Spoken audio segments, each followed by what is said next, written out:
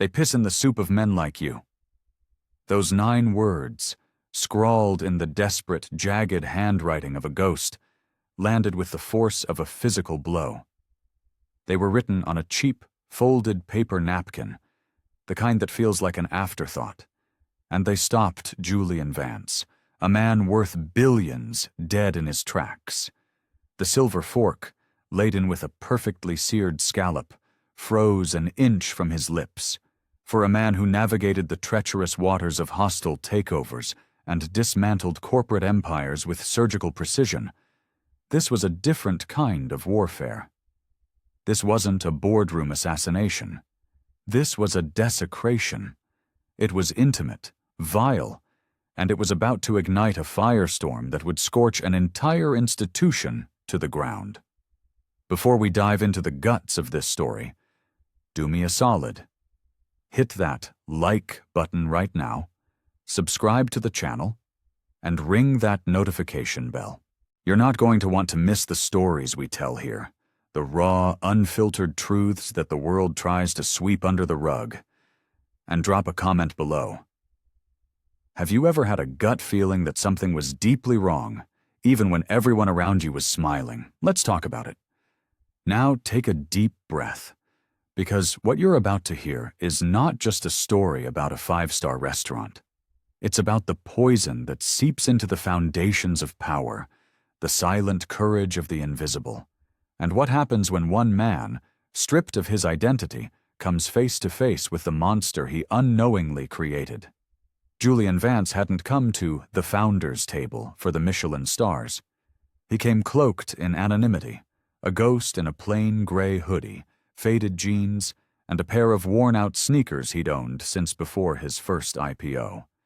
He was here to hunt a rumor, a whisper that had slithered into his New York office in the form of a typed, unsigned letter.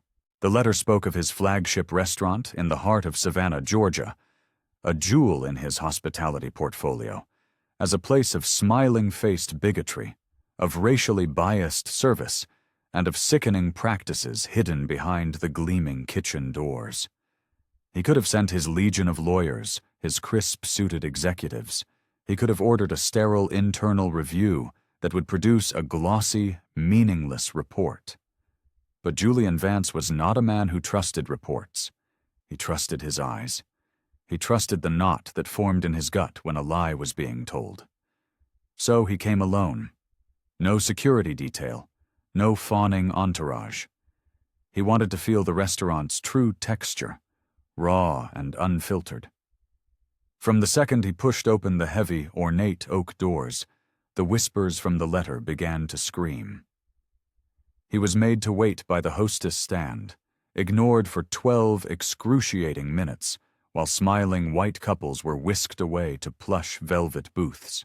The sommelier, a man who prided himself on his encyclopedic knowledge of wine, glided past his small, awkwardly placed table as if it were a piece of furniture. And now this vulgar, terrifying message, delivered by a young waitress whose eyes held the weary trauma of a long-fought war and whose shoes were worn down to the very soul. Her name was Ilara. She hadn't asked for a savior. She hadn't pleaded for help. She had simply armed him with the truth.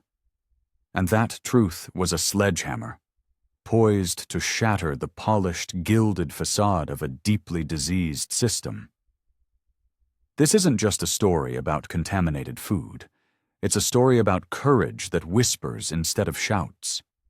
It's about what happens when one person, with absolutely everything to lose, decides that their dignity is no longer for sale. It's about the insidious, genteel racism that still breathes in the air of privileged spaces, and how the bravery of one forgotten woman forced a billionaire to confront the ugliness he owned. This is a story about the true meaning of justice. And if you've ever wondered where a revolution really begins, it's right here. It starts with 9 ugly words on a cheap paper napkin. Julian Vance was a master of stillness. At 48, he had cultivated an aura of impenetrable calm that unnerved his competitors and inspired fierce loyalty in his teams. He had built his multi-billion-dollar empire, Vance Capital, not with the brash aggression of his Wall Street peers, but with the quiet, methodical patience of a chess grandmaster. Every acquisition was a calculated move, every public statement a precisely worded verse. He didn't believe in luck. He believed in patterns, in data, and in the fundamental dignity of a promise kept. He was one of the most powerful black men in America, a self-made titan who had clawed his way up from the red clay of rural Georgia. But all the data in the world, all the predictive algorithms and market analyses, could not have prepared him for the raw sewage of the message Ilara had slipped onto his table. Long before that night, Julian knew the price of being misjudged, the sting of being underestimated. He was raised by a grandmother whose hands were permanently stained with soil from her vegetable garden, and whose greatest lesson was, "They can take everything from you, boy, but they can't take what's in your head and what's in your heart." He'd watched his mother work 2 jobs, her body aching, just so he could have a new pair of shoes for the first day of school.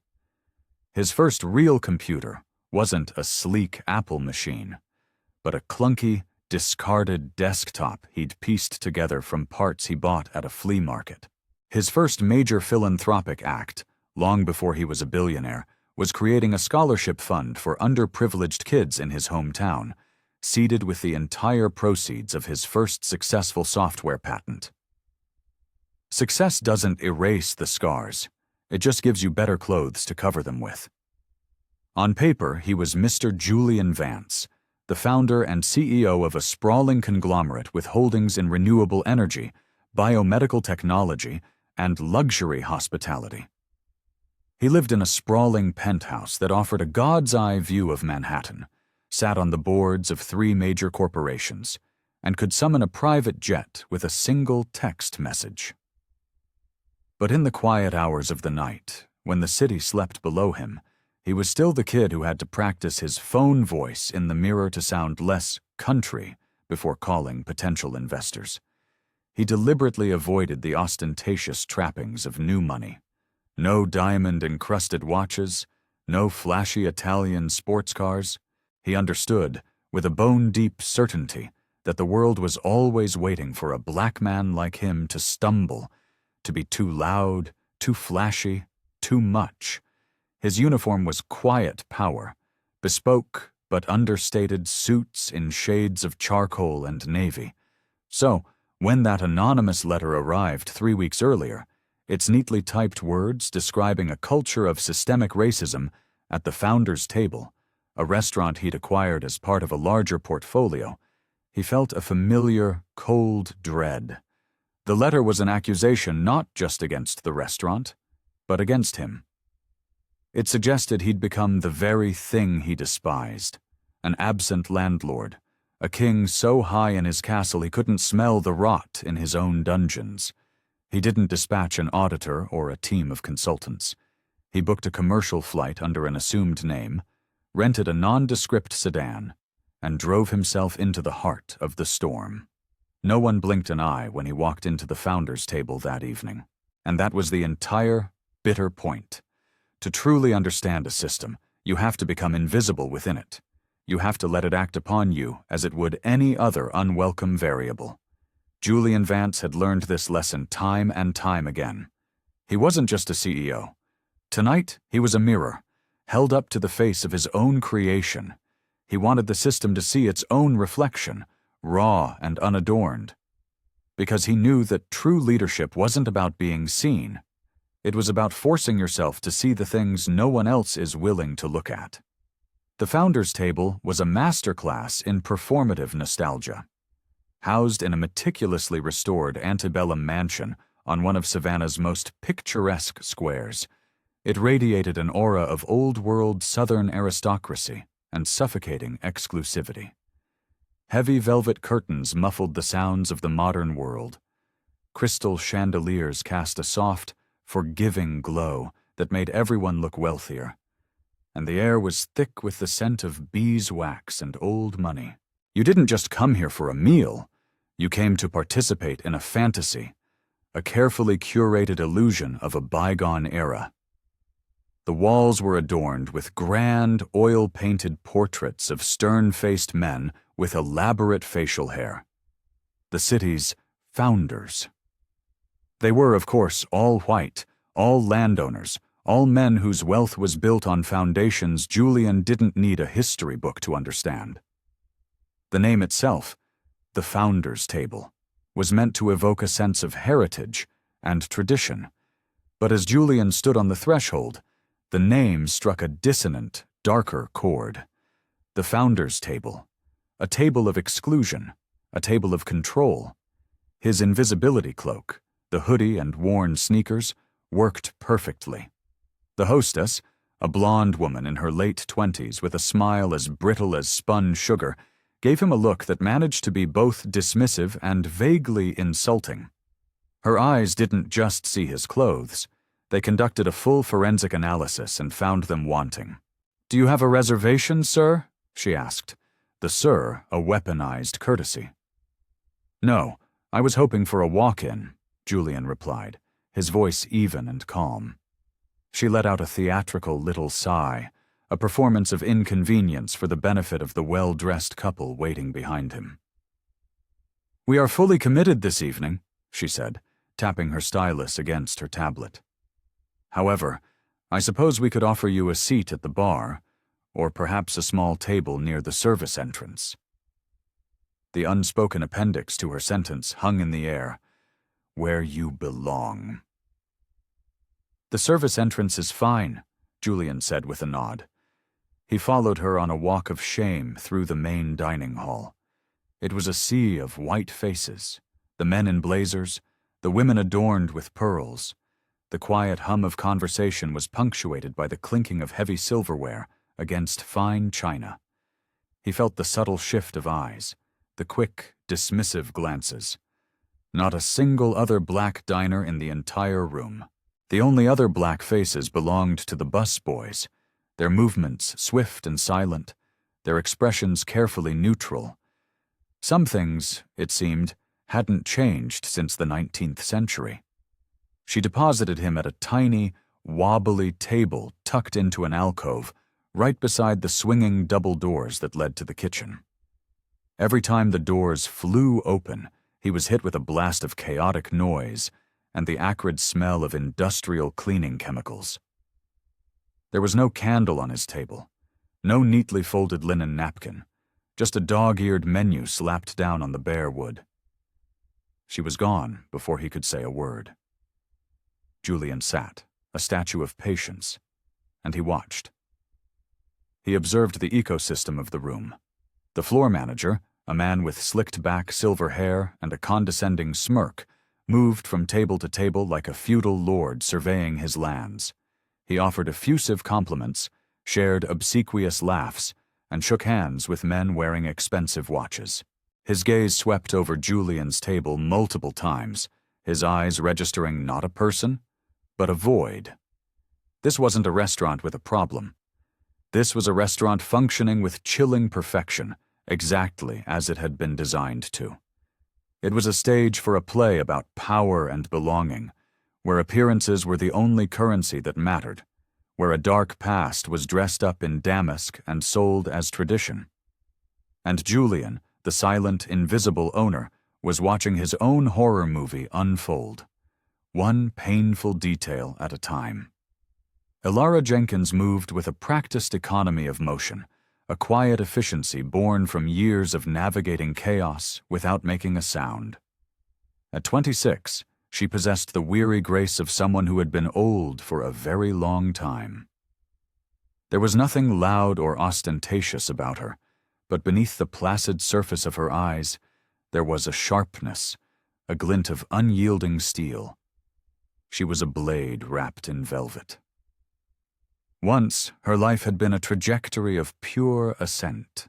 She'd been at the top of her class at Howard University School of Law, her mind lit up with visions of becoming a civil rights attorney, a warrior in the mold of Constance Baker Motley. She wanted to dismantle injustice, to give voice to the voiceless. Then life detonated without warning.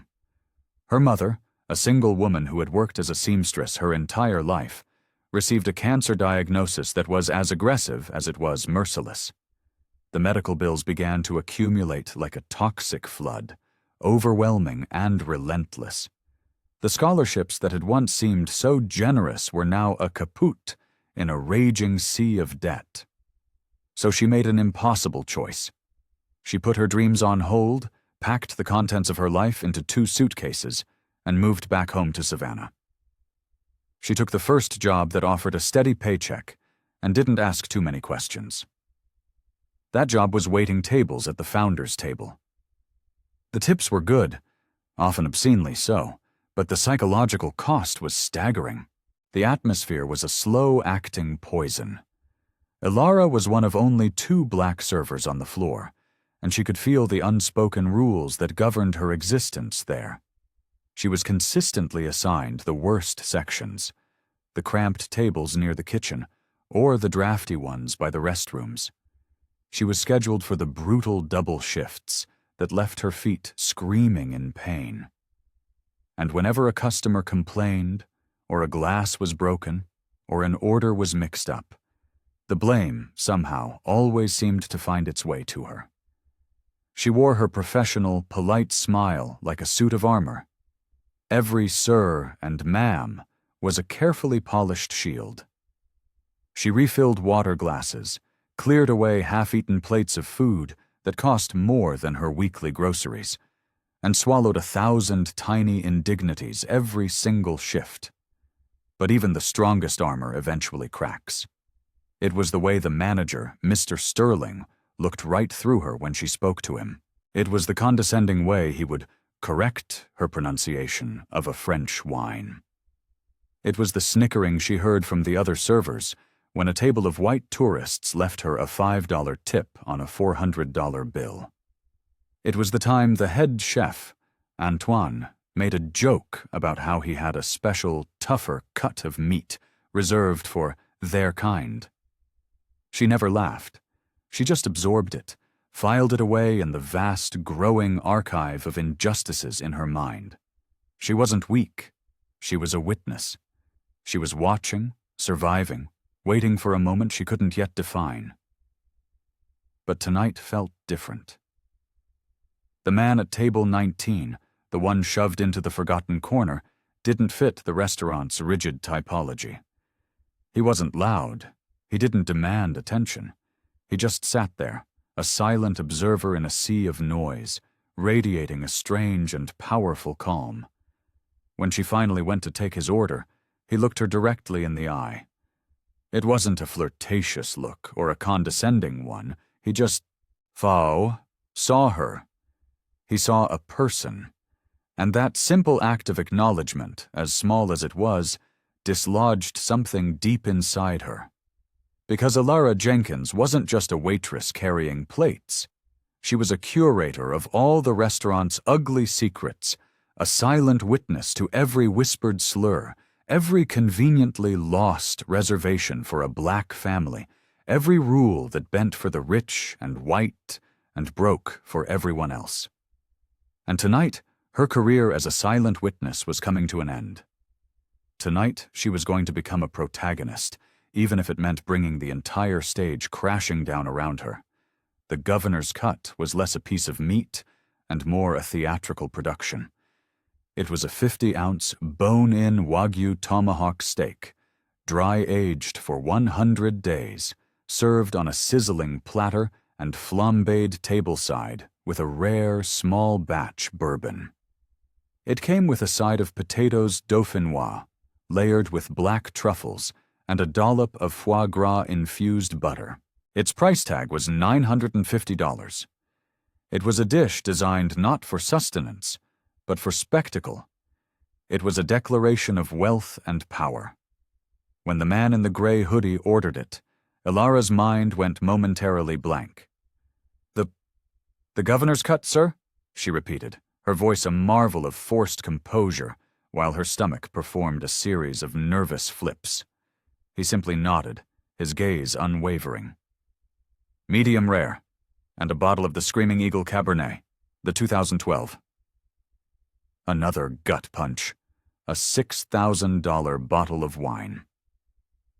Ilara felt a dozen pairs of eyes on her back. She could feel Mr. Sterling's stare from across the dining room, his arms folded, his face a mask of suspicion. She knew exactly what he was thinking. This was a prank. This man, who looked like he belonged in a soup kitchen, was trying to run up a massive bill and then dine and dash, and she knew, with absolute certainty, that if that happened, the cost of the meal would be taken directly from her wages, and she would be fired on the spot. She hesitated for a beat too long. "Is there a problem?" the man asked. His voice was soft, but there was an edge to it, a sliver of ice that sent a chill down her spine. "No, sir, not at all," she said, her professionalism snapping back into place. "An excellent choice. I'll put that in for you right away." She spun on her heel and walked toward the point-of-sale terminal, her heart hammering against her ribs like a trapped bird. Every server understood the unwritten, but brutally enforced, rule. If a customer who looked questionable ordered the high-ticket items, management policy was to politely request a credit card to hold before the kitchen even began to fire the order. No exceptions. But Ilara didn't do that. She looked back at the man at table 19. She saw the quiet dignity in his posture, the intelligence in his eyes. This wasn't a grifter. This was something else. Acting on a pure, unadulterated gut instinct, she keyed in the order. The screen flashed bright red, signaling the need for a manager's override for any single item over $500. Without a second thought, she swiped her own employee ID card, taking personal financial responsibility for a nearly $7,000 bill. She had just placed a bet, and the stakes were her entire livelihood. From behind her she heard Sterling's voice, low and menacing. "Jenkins, did you get a card from him?" "No, Mr. Sterling," she replied, not turning to face him. "Then you better get on your knees and pray he's good for it," he hissed. But Ilara wasn't praying. She was watching, because a powerful, electrifying idea was beginning to form in her mind. Maybe this man wasn't here to be served. Maybe he was here to see. And if that was the case, she was about to make sure he saw absolutely everything. Ilara had witnessed a universe of casual cruelties in the chaotic, pressure cooker environment of that kitchen. But what she saw that night was different. It wasn't casual. It was ritualistic. It was evil. As the magnificent governor's cut was being prepared, she watched the head chef, Antoine, a portly man with a notoriously foul temper and a disdain for anyone he deemed beneath him, hover over the sizzling steak. A twisted, conspiratorial grin spread across his face. He glanced over at the sous chef, who was busy plating another dish, and gave him a subtle nod. Then came the act. It was quick, fluid, and utterly unmistakable. He leaned over the beautifully marbled meat, gathered saliva in his mouth, and spat directly onto the center of the steak. He then deftly flipped it over, searing the desecration into the flesh. The sous chef let out a muffled, appreciative laugh. Ilara froze, her blood turning to ice water in her veins. A part of her brain screamed in denial. "You didn't see that. It was a trick of the light." He coughed, but the quiet, shared laughter between the two men was the sickening confirmation. This wasn't a rogue act. This was a game, a private joke, and the steak was already being moved to the plating station, adorned with garnishes, ready to be presented. A white-hot rage, pure and undiluted, surged through her. It was a rage born of 1,000 other slights, 1,000 other moments of forced silence. But she couldn't scream. She couldn't throw the plate against the wall. That would be messy, easily dismissed as hysteria. She needed a weapon, not a tantrum. She looked out through the small porthole window in the kitchen door and saw the man at table 19, still sitting calmly, still watching. A solitary island of stillness. They didn't know who he was, but she was beginning to form a wild, terrifying suspicion, and that suspicion changed the entire calculation. She had seconds to make a choice that would irrevocably alter the course of her life. Option 1, say nothing. Serve the defiled meal, collect the tip, and allow the poison of this place to continue its silent spread. Option 2, risk everything. Her job, her reputation, her ability to pay her mother's medical bills. Her hand dove into her apron pocket, fumbling for the cheap ballpoint pen she always carried. She snatched a clean paper napkin from the service station, her hands trembling so violently she could barely hold it steady. The ink bled slightly as she scribbled the words, her handwriting a frantic scrawl.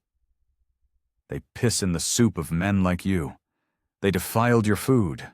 This place is poison. Check the kitchen cameras from 8:15 p.m.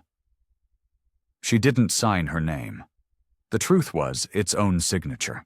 She folded the napkin into a tight, small square and concealed it in the palm of her hand as a food runner handed her the massive platter, now covered with a gleaming silver cloche.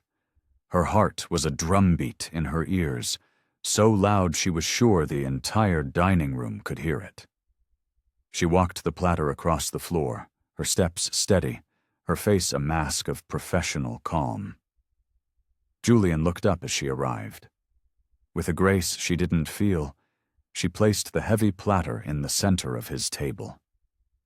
"The governor's cut, sir," she said, her voice a soft, even murmur.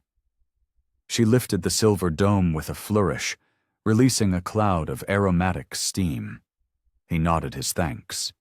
Then, in one fluid, practiced motion, as her right hand reached for his empty water glass, her left hand slipped the folded napkin onto the table, tucking it just beside his fork. A moment later, she had vanished back into the background noise of the restaurant. There was no meaningful eye contact, no knowing glance, just the silent, desperate hope that the man at table 19 would understand that he hadn't been served a meal.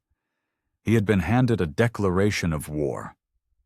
Julian sat perfectly still for what felt like an eternity, his eyes fixed on the small folded square of paper. He hadn't touched the steak. The rich, bourbon-laced aroma that filled the air now seemed cloying, sickening. Something in Alara's demeanor, in the almost imperceptible tremor in her hand as she placed the napkin down, had screamed at him to wait.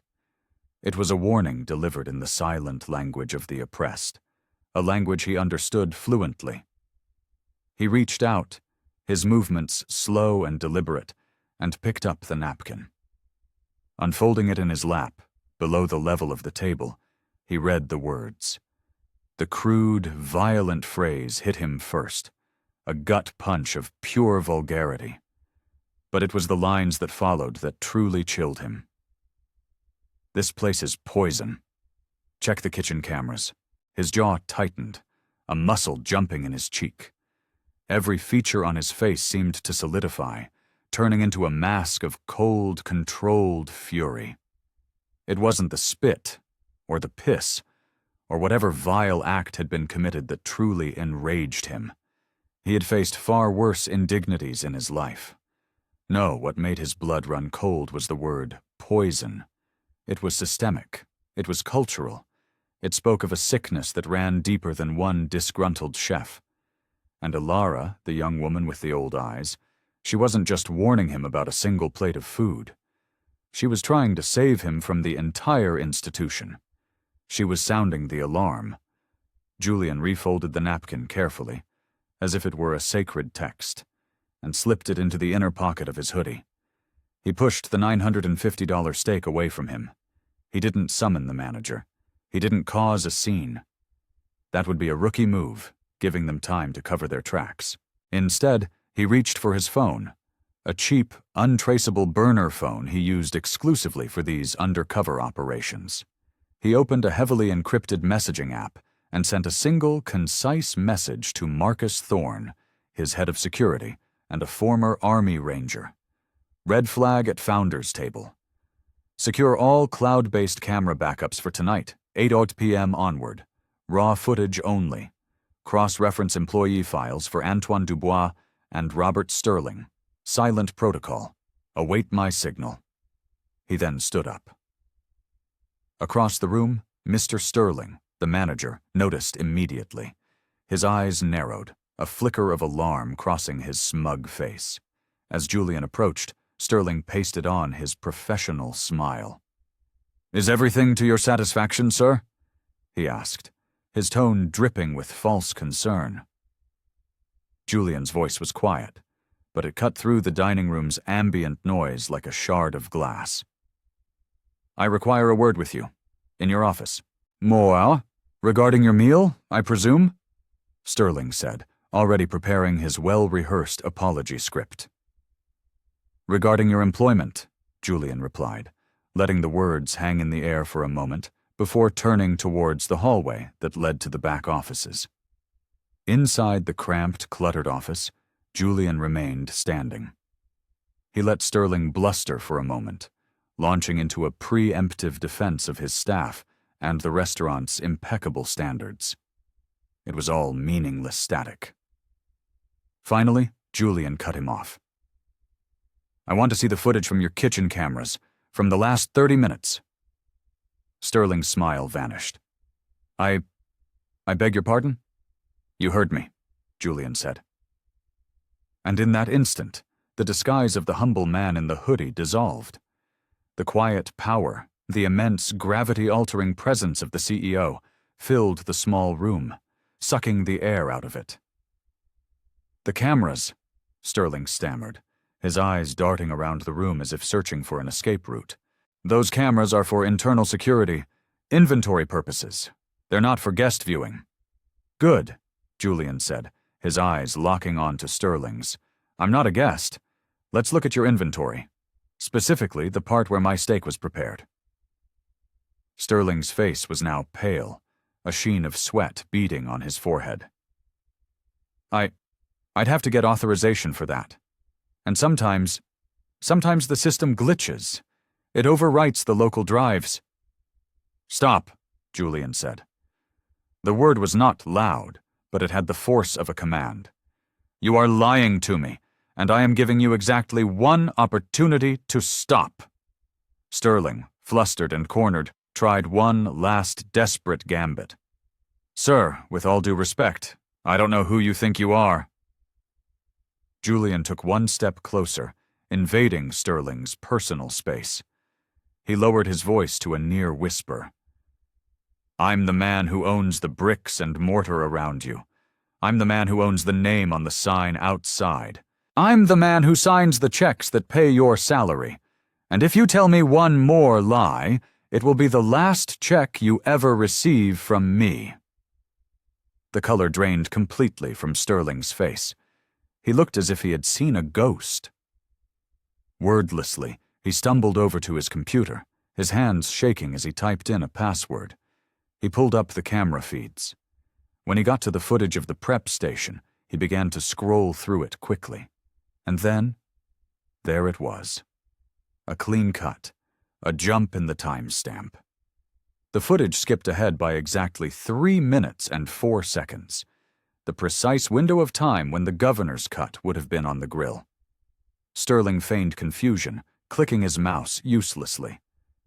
"See? A glitch. As I said." Julian held up a hand.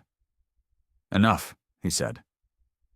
The silence in the office was absolute. He pulled out his burner phone again and sent a second message to Marcus. Local footage compromised. Manager Robert Sterling is complicit. Execute. He slipped the phone back into his pocket and looked at the terrified man behind the desk.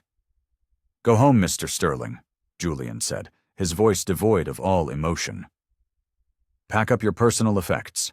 Do not speak to anyone on staff. A human resources representative will be in contact with you tomorrow, and I strongly advise you to retain legal counsel." Mr. Sterling stood there, frozen. a man who had just watched his entire world dissolve in the space of 5 minutes. He had no idea of the tempest that was about to break. He had only seen the first ominous flash of lightning. The thunder was still to come. The drive back to the boutique hotel where Julian was staying was a blur. He didn't notice the charming, gas-lit streets of Savannah or the Spanish moss hanging from the ancient oaks. His mind was a cold, efficient machine, processing, analyzing, and planning his counterattack. By the time he walked into his suite, the preliminary report from Marcus was already waiting in his secure inbox. His team, operating out of a high-tech command center in New York, had bypassed the restaurant's local servers entirely. They had pulled the raw, unedited, high-definition video feeds directly from the cloud servers where everything was backed up in real time. What Robert Sterling had tried to clumsily delete was now preserved in crystal clarity. Julian poured a tall glass of ice water, sat at the small desk overlooking the Savannah River, and opened the video file. And there it was. Timestamp, 8:17 p.m. The image was perfectly clear. Chef Antoine, leaning over the tomahawk steak. There was no rush, no distraction. He performed the act with a deliberate, almost theatrical slowness. The spit. The smug smile to the sous chef.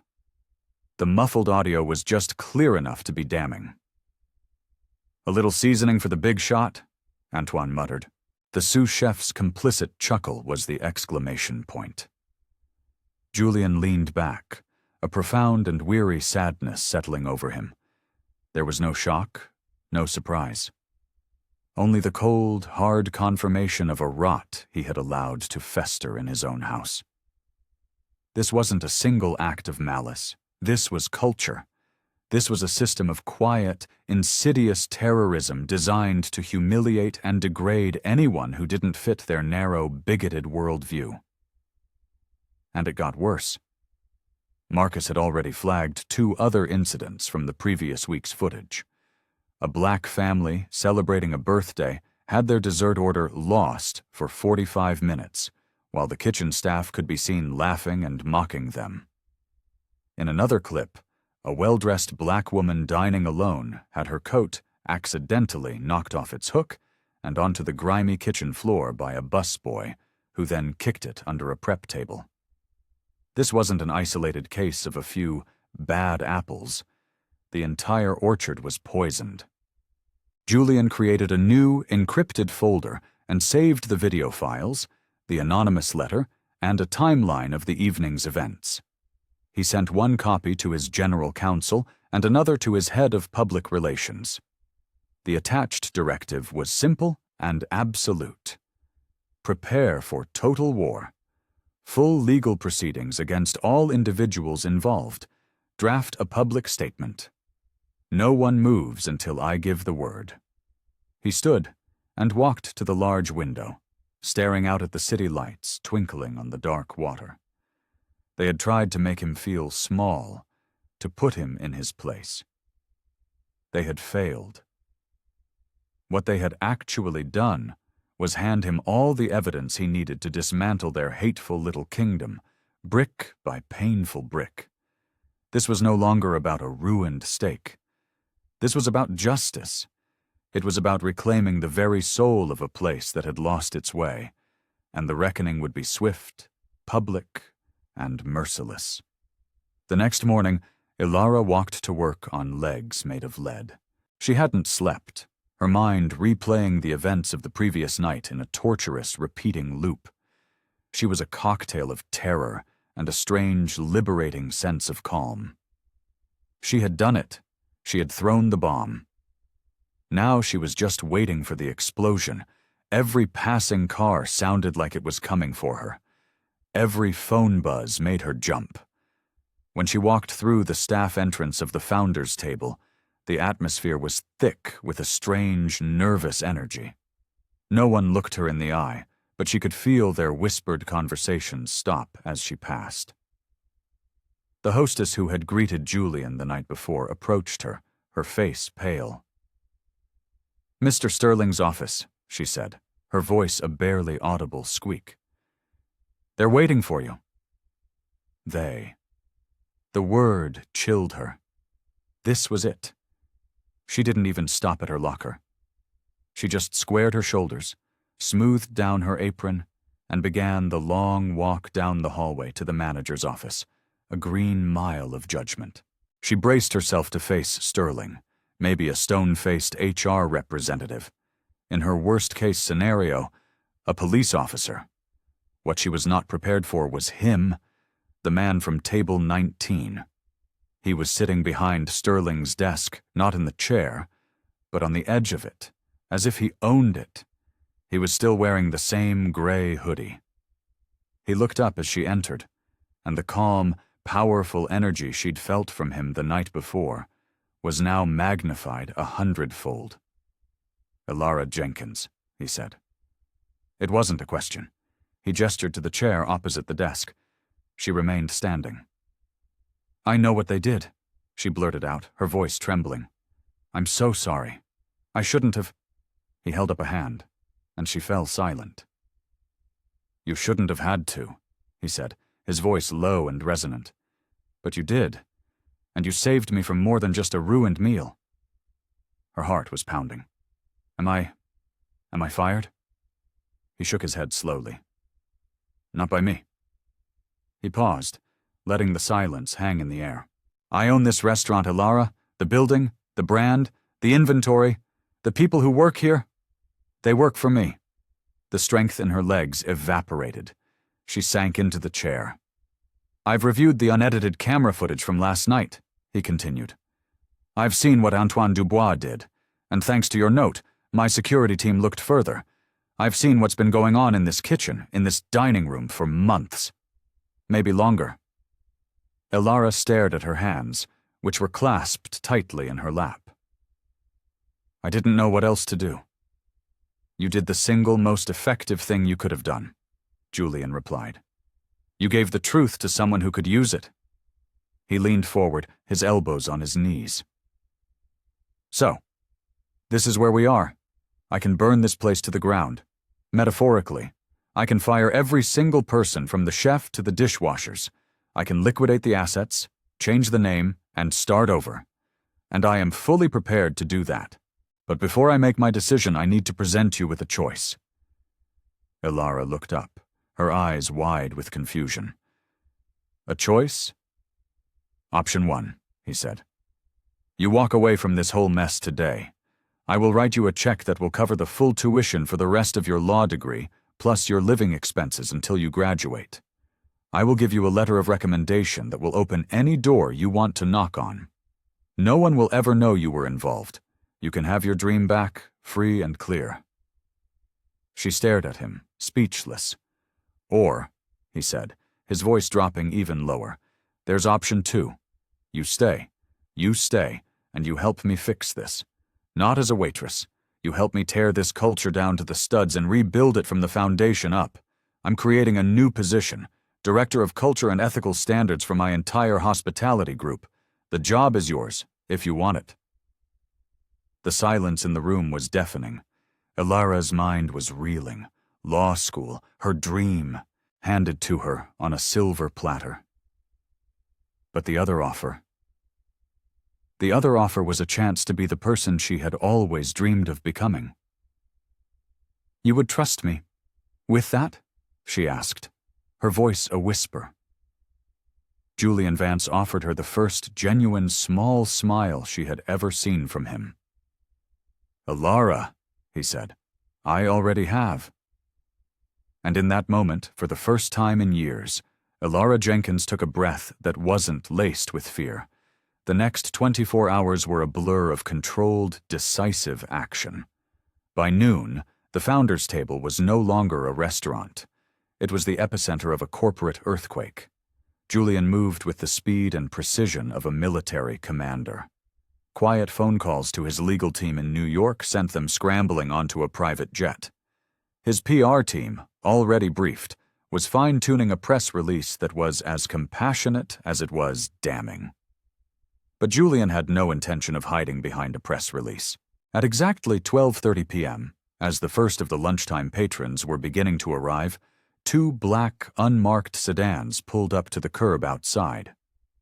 The doors opened, and 4 men and 2 women in plain professional business attire stepped out.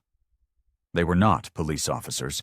They were federal agents from the EEOC, the Equal Employment Opportunity Commission, acting on a formal, evidence-backed complaint filed by Vance Capital less than an hour earlier.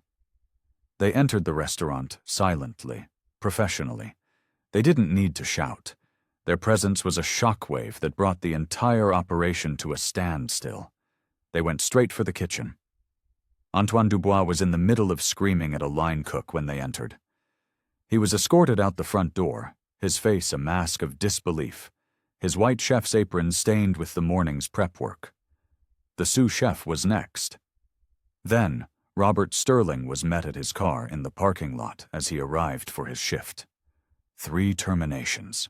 1 morning. 0 negotiation. The remaining staff stood in stunned silence. Some looked terrified. A few of the kitchen porters and busboys exchanged quiet, triumphant glances. They watched as the men who had ruled their lives through fear and intimidation were rendered utterly powerless. Outside, a podium had been erected on the restaurant's front steps. The media, tipped off by an anonymous source, was already there in force. Cameras flashed, microphones were thrust forward. Julian stepped up to the podium. He didn't look angry. He looked grave. "Yesterday," he began, his voice calm and steady, "I came to this restaurant as a customer.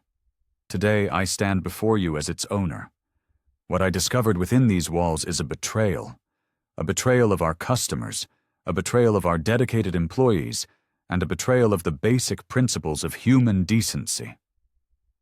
He paused, his eyes sweeping across the crowd of reporters. This was not the result of one bad apple. This was a systemic failure, a diseased root system, and today we are ripping it out. He then turned and gestured to Ilara, who was standing quietly by his side. She was wearing a simple, elegant, navy blue dress his personal assistant had procured for her that morning. She didn't smile or wave. She just stood there, a portrait of quiet strength. "This woman," Julian said, his voice ringing with conviction, "is Ilara Jenkins. She demonstrated more courage and integrity in a single shift than many executives show in an entire career. She is the reason this truth has come to light, and she will be the architect of this restaurant's future." Ilara's throat felt tight. The sound of applause that followed wasn't the polite clapping of a press conference.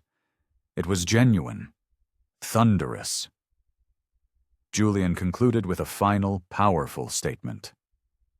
"We are not closing the founders' table. We are refounding it. And from this day forward, it will serve more than just fine food. It will serve as a model of respect, dignity, and justice." There was no script. There was no corporate spin. There was only the raw, undeniable power of the truth, laid bare for the entire world to see. Ilara had never owned a single article of clothing that cost more than her monthly rent. Until now. 2 weeks after the firings and the press conference, the founders' table remained closed to the public, a chrysalis awaiting its transformation. But inside, it was a hive of activity. The oppressive, dark mahogany walls had been repainted in light, warm colors.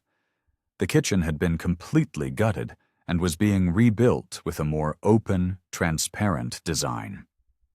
The portraits of the slave-owning founders were gone, replaced by vibrant, newly commissioned photographs celebrating the unsung heroes of Savannah's Black community: chefs, artists, activists, and entrepreneurs. And in the center of it all, Ilara Jenkins sat at a large, modern desk in the office that had once belonged to Robert Sterling. The title on her new business cards still felt foreign: Director of Culture and Ethical Standards, Vance Hospitality Group. It sounded formal, corporate. But Julian had been clear. Her job wasn't about writing memos. It was about changing hearts and minds. On her first official day, she held an all-staff meeting. There were no PowerPoint presentations or corporate buzzwords. She had arranged the chairs in a large circle in the empty dining room. Some of the longtime staff members wouldn't meet her gaze.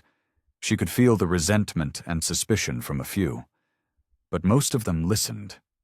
She told them her story, not as a victim, but as a colleague. She talked about the culture of fear and silence that had allowed the poison to spread. She explained, with a clarity that silenced the entire room, that silence is never neutral. It is a choice, and it is always a victory for the oppressor. And then she laid out her vision for how, together, they would build something better. She immediately instituted a new, truly anonymous system for reporting grievances, managed by a third-party ethics organization. She worked with diversity consultants to develop and implement mandatory, ongoing bias and sensitivity training for every single employee, from the dishwashers to the new general manager. She hired a new executive team, talented professionals from diverse backgrounds who looked like the city they were meant to serve. And she did one more thing. She re-enrolled in law school. Julian, true to his word, had arranged for a full scholarship at Emory University's prestigious law school, which offered a flexible program for working professionals. She spent her days rebuilding a restaurant's soul and her nights studying constitutional law, her old dream now rekindled with a new, fiery purpose. People began to seek her out. A young busboy, once too afraid to speak up, came to her to report a supplier who was making inappropriate jokes.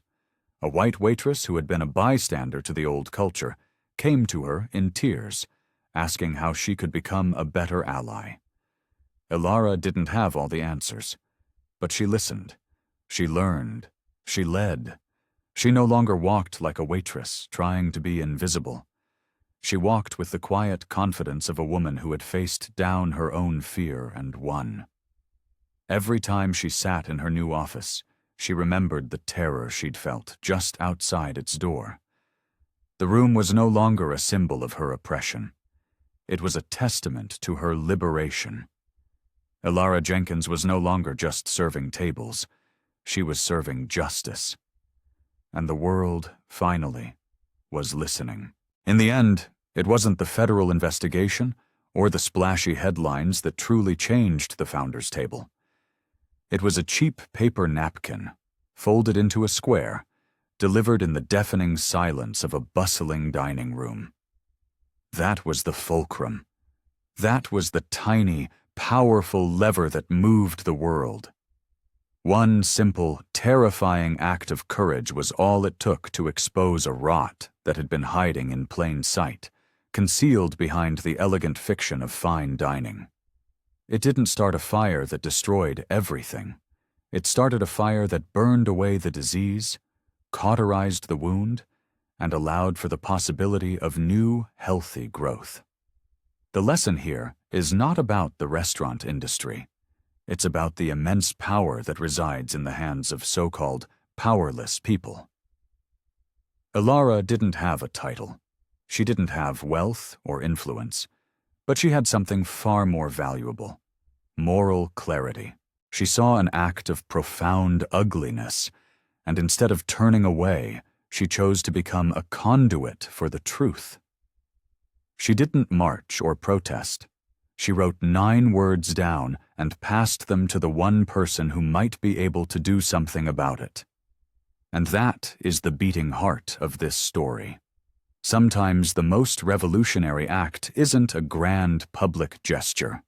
It's the quiet, solitary decision to risk your own security, your own livelihood, to defend something that is bigger than yourself. And it is the solemn duty of those who hold power to not only listen for those whispers, but to amplify them into a roar. Julian Vance did. And because he did, an empire didn't just avoid a scandal. It found its soul. So, let me ask you a question as we close this out. What poison have you witnessed in your own world, at your job, in your community, that you've stayed silent about? What injustice have you swallowed for the sake of keeping the peace? And more importantly, what do you think might happen if you found your own napkin, your own quiet way to pass the truth to someone who can help? If this story resonated with you, if it stirred something inside you, please do us a favor and hit that like button. It tells the algorithm that stories about integrity and courage matter. Share this video with one person you know who needs to be reminded that their voice, no matter how quiet, has power. And if you want to be part of a community that seeks out these kinds of real, raw, and transformative stories, make sure you subscribe and turn on notifications. Because the world isn't changed by armies and politicians alone. Sometimes it's changed by a waitress, a billionaire, and the astonishing world-altering power of a simple folded napkin.